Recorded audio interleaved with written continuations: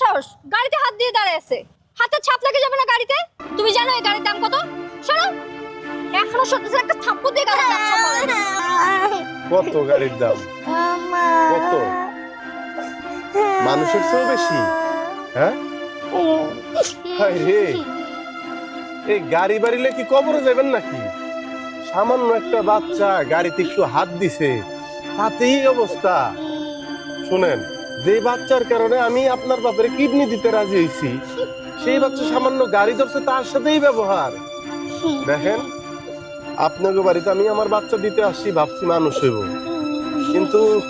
আমার তো মনে হইতেছে আপনারা নিজেরাই মানুষ হন নাই আমি আপনার বাপের কিডনি দেবো না আমার বাচ্চারও আমি এই বাড়িতে রাখবো না আপনার বাপের লইয়া অন্য লোকজন দেখেন